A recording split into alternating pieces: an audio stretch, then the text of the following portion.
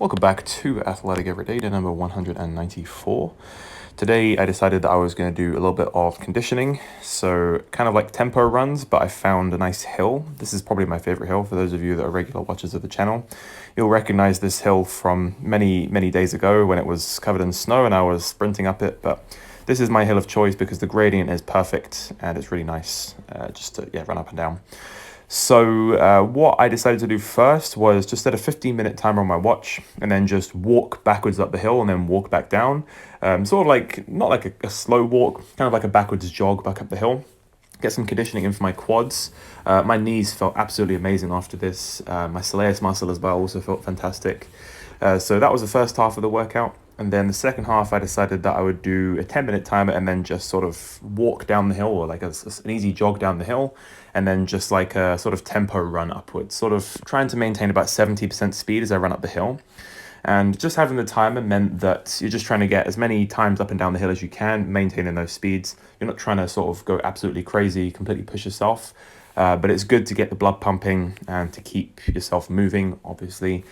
And I think this goes a long way for helping recovery from the previous 2 days of workouts that I've done. I think I'm starting to wonder if doing a 2-day or a 3-day split, I guess you could call it, where I do like 2 high intensity full body days, and then the third day is kind of like an active recovery day.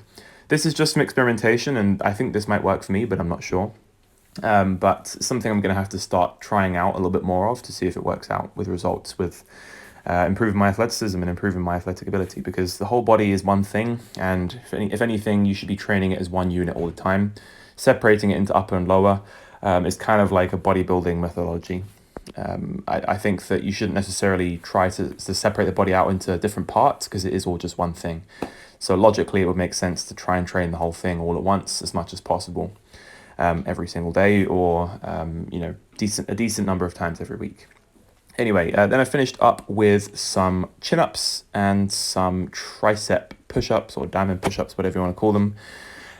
Just 2 sets of 10 and then 2 sets of 15 respectively, just to get a little bit of a pump in the upper body, just to get a little bit of volume in for the upper body as well. And that is pretty much it for the entirety of the workout. I found that just doing nice low volume upper body after the tempo runs that I did earlier just meant that I was going to get pretty much the entirety of my body worked all in one session. So overall, really good workout. Thoroughly enjoyed doing this. I always feel much better after doing workouts. I always say this after workouts, but felt absolutely fantastic, especially walking back, looking at that sunset.